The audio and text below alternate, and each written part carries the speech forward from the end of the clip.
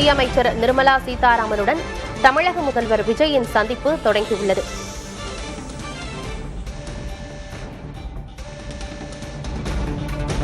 டெல்லியில் மத்திய நிதியமைச்சர் நிர்மலா சீதாராமனை சந்தித்திருக்கிறார் தமிழக முதலமைச்சர் விஜய்.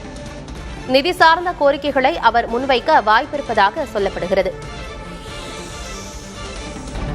முன்பாக பிரதமர் நரேந்திர மோடியை சந்தித்திருந்தார் தமிழக முதலமைச்சர் விஜய். தொடர்ச்சியாக மத்திய நிதியமைச்சர் நிர்மலா சீதாராமனை தற்பொழுது சந்தித்திருக்கிறார்.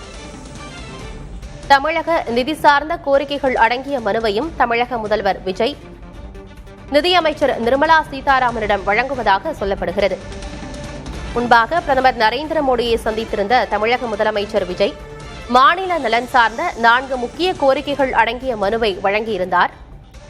தற்பொழுது நிதியமைச்சர் நிர்மலா சீதாராமனை சந்தித்திருக்கிறார் தமிழக முதலமைச்சர் விஜய். நிதி தொடர்பான கோரிக்கைகள் அடங்கிய மனுவையும் தமிழக முதலமைச்சர் விஜய் நிர்மலா சீதாராமனிடம் கொடுக்கிறார்.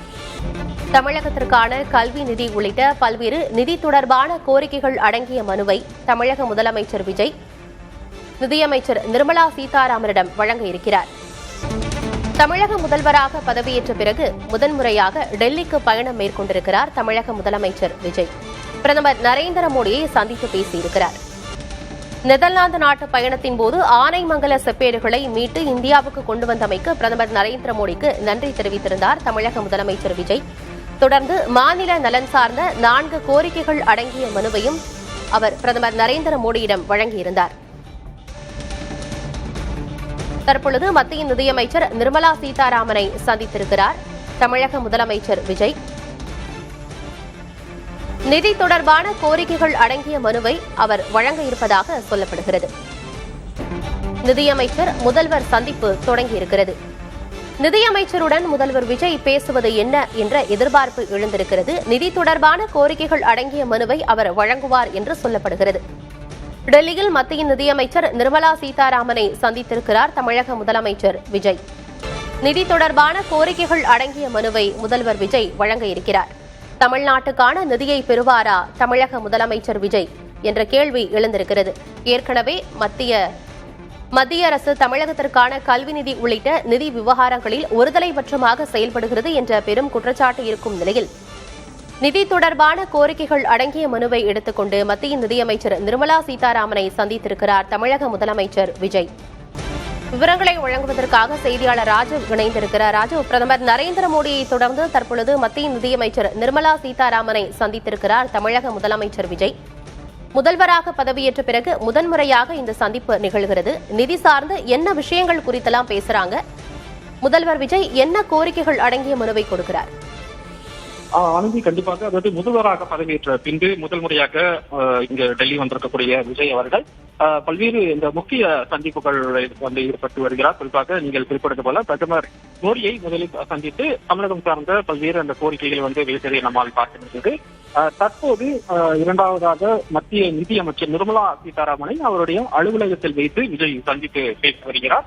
இந்த சந்திப்பு தற்போது தொடங்கி நடைபெற்று வரக்கூடிய நிலையில தமிழகம் சார்ந்த தற்போது இருக்கக்கூடிய நிதி நிலவரம் தொடர்பாக ஆலோசனையானது நடத்துவார் என எதிர்பார்க்கப்படுகிறது. குறிப்பாக மத்திய அரசிடமிருந்து மாநில அரசுக்கு வழங்க வேண்டிய நிலுவையில் இருக்கக்கூடிய தொகைகள் போன்ற விஷயங்களையும், அதே போல இந்த ஜிஎஸ்டி வரி நிலுவைத் தொகை இருக்கக்கூடிய நிலையில அதனை உடனடியாக விடுவிக்க வேண்டும் போன்ற கோரிக்கைகள் அடங்கிய மனுவை மத்திய அமைச்சரிடம் அவர் நேரடியாக அளிப்பார் என்று தற்போது கூறப்படுகிறது. எனவே இந்த சந்திப்பானது மிக முக்கியத்துவம் வாய்ந்ததாக பார்க்கப்படுகிறது.